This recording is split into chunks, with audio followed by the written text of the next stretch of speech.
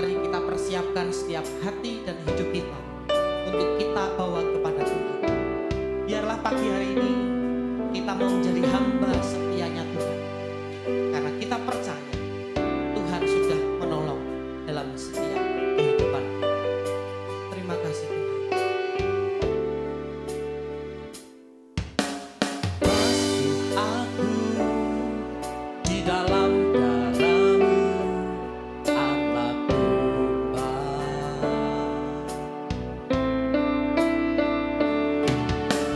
Jamah bibir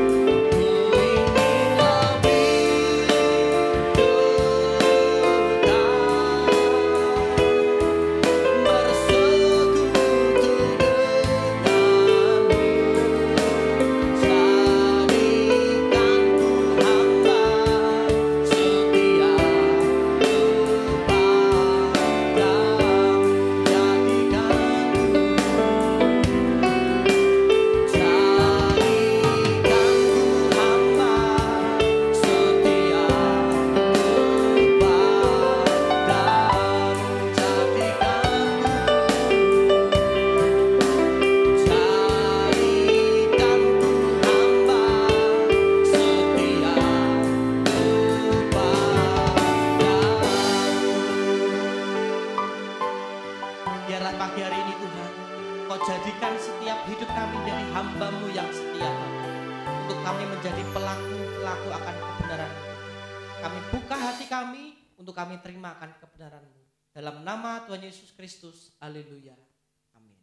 Shalom saudara yang terkasih dalam nama Yesus. Kita akan belajar kebenaran firman Tuhan hari ini.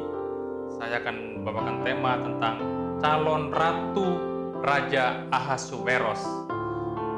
Kita akan belajar bagaimana kriteria seorang ratu dari Raja Ahasuerus. Jadi kalau seorang raja ingin mencari ratu, pastinya harus selektif. Dan kualitasnya pastinya benar-benar top. Nah, kita akan belajar bagaimana kriteria calon ratu dari Raja Ahasuerus. Kita buka dalam kitab Ester, pasal yang kedua, ayat yang kedua. Saya akan bacakan buat saudara semuanya. Maka sembah para biduanda, raja yang bertugas pada baginda, hendaklah orang mencari bagi raja gadis-gadis, yaitu anak-anak darah yang elok rupanya. Jadi ceritanya Raja Ahasuerus ingin mengganti Ratu Wasti, karena Ratu Wasti sudah dibuang karena ya kesalahannya lah ya kan. Jadi Ratu Wasti setelah tidak ada, dicarilah penggantinya. Nah, syarat yang pertama adalah ayat yang kedua tadi, Ester pasal 2 ayat yang kedua. Hendaklah orang mencari bagi raja gadis-gadis, yaitu anak-anak darah yang elok rupanya.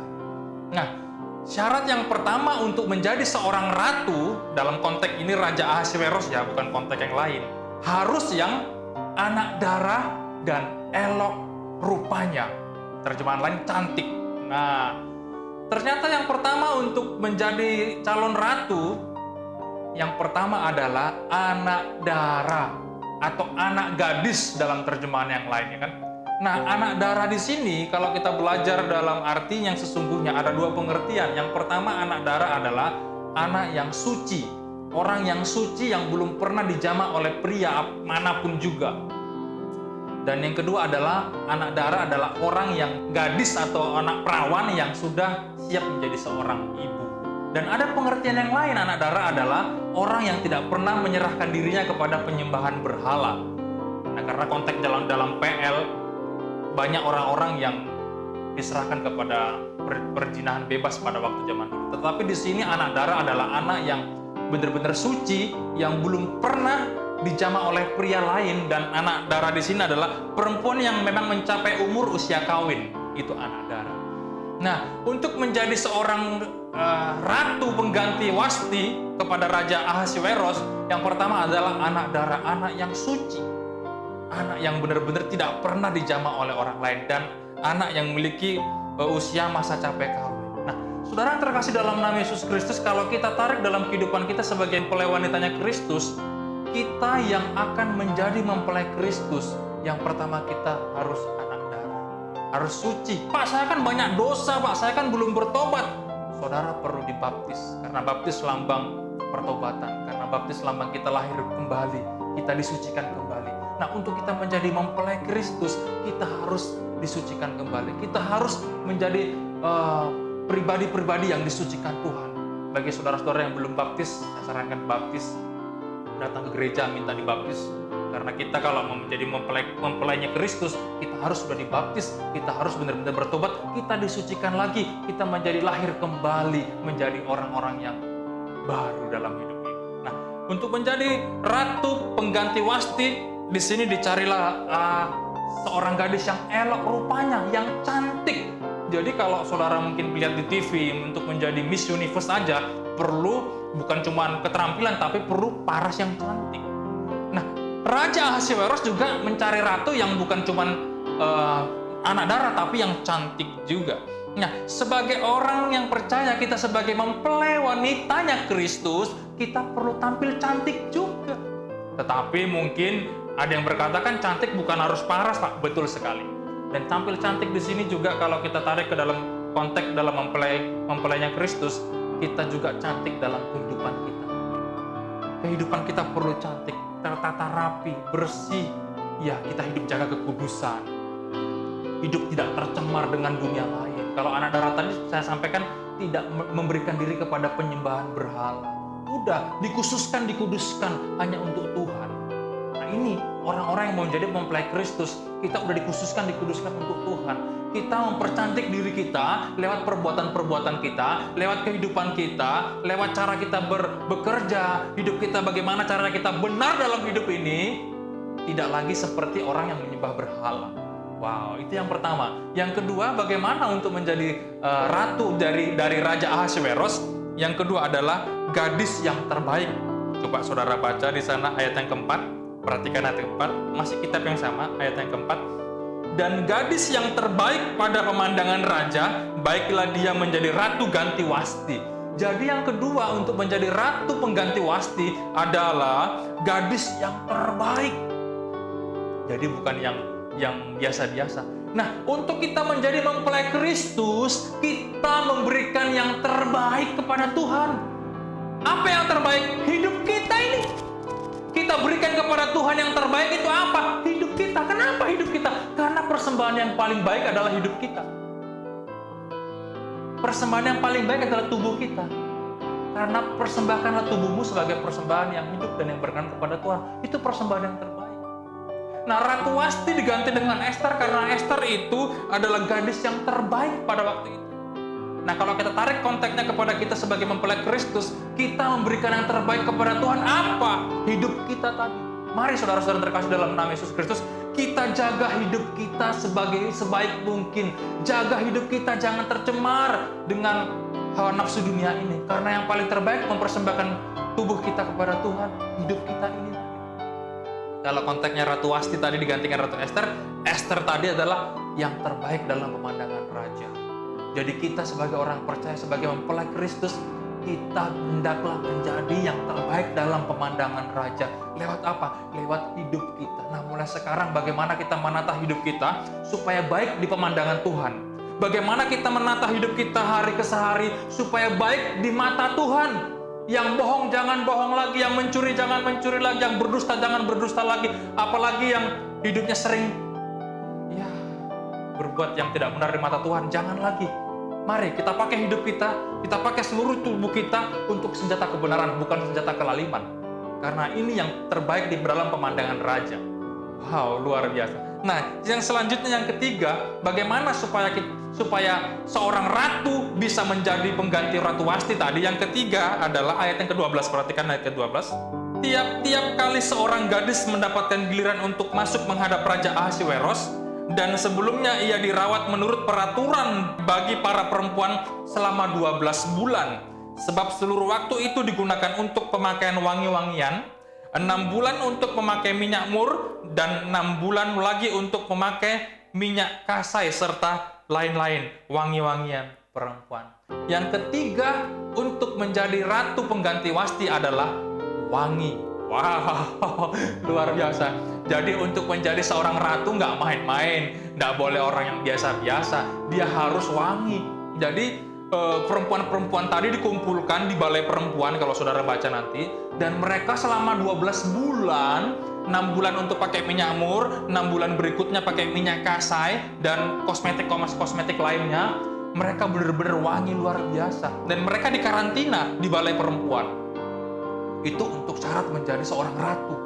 Kalau kita menjadi mempelai Kristus, kita hendaknya juga wangi. Lewat apa kita bisa wangi, Pak? Rasul Paulus berkata, hidupku bau harum di mata Tuhan. Artinya, hidup kita ini bagaimana memancarkan yang harum atau perbuatan-perbuatan kita yang benar.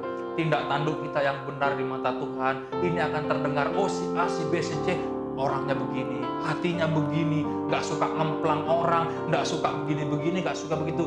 Bagaimana mencerminkan pribadi yang baik, yang etikanya bagus, bukan cuma di gereja, tapi di luar sana juga bagus. Kadang kan banyak orang di gereja kelihatan sopan, santun, ramah, tamah, senyum, tapi begitu di luar, aduh, amburadul. Itu tidak seperti begitu ya.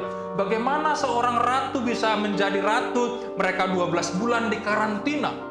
Ya seperti Miss Universe lah, dia karantina mereka kan untuk menjadi yang terbaik. Nah di sini mereka wanginya begitu luar biasa. Nah untuk menjadi seorang ratu, mereka harus wangi, dipercantik, dirawat begitu sesuai aturan-aturan yang ada pada waktu itu. Nah kita sebagai mempelai Kristus, kita juga harus wangi, bukan secara jasmani kan, kita tidak mungkin kita bisa wangi seperti ratu pada waktu itu. Ya lewat apa? Lewat kita mempersembahkan harum, persembahan yang wangi itu ya, kita puji-pujian, penyembahan sebagai dupa yang harum. Kalau zaman dulu kan konteksnya mempersembahkan korban itu seperti dupa yang harum di mata Tuhan. Kalau kita ya lewat hidup kita pujian, penyembahan, ada waktu kita bersama dengan Tuhan, bagaimana kita menata hidup, ada kontak terus dengan Tuhan, kita persembahkan, kita angkat pujian, selalu kita berikan yang terbaik pada Tuhan. Waktu kita bekerja, waktu kita apapun yang kita lakukan, ada puji-pujian yang itu naik di hadapan Tuhan. Mungkin orang lain tidak dengar, tapi kita selalu berkata, bernyanyi dalam hati kita, waktu kita di kendaraan, di manalah, everywhere. Kita mempersembahkan yang wangi kepada Tuhan. Apa itu? Puji-pujian kepada Tuhan. Saya setiap waktu, setiap saat, kemanapun saya pergi, selalu memuji Tuhan. Bisa itu kalau nggak ada orang, saya keluarkan suara saya, tapi kalau nggak ada orang, saya dalam hati, bahkan berbahasa roh. Itu sebagai persembahan yang wangi di mata Tuhan. Nah, kenapa? Karena kita dipersiapkan untuk menjadi mempelai Kristus. Ini dipersiapkan cuma 12 bulan. Kita dipersiapkan selama kita hidup. Jadi, masihkah kita mempersembahkan pujian kepada Tuhan sampai hari ini? Karena itu persembahan yang wangi di mata Tuhan. Nah, saudara yang terkasih dalam nama Yesus Kristus, 3 poin ini saya pikir cukup menjadi satu referensi kepada kita, supaya kita menjadi mempelai Kristus yang baik di mata Tuhan, yang benar-benar berkenan di mata Tuhan. Kita itu anak darah, disucikan kembali, dikuduskan kembali lewat kita dibaptis, lewat kita menjaga hidup kita yang benar, supaya kita mempersembahkan wangian kepada Tuhan. Bagaimana? Ya puji-pujian, penyembahan kita setiap hari itu perlu kita naikkan, karena itu seperti dupa yang harum di mata Tuhan. Saya pikir firman Tuhan tidak saya panjang lebarkan, singkat, cepat, padat. Dan saudara-saudara yang terkasih dalam nama Yesus, dimanapun yang melihat video ini, mari kita belajar mempersembahkan dupa yang harum di mata Tuhan, lewat kita mempersembahkan puji-pujian kepada Tuhan setiap waktu, everywhere, every time, sehingga Tuhan disenangkan. Tuhan Yesus memberkati.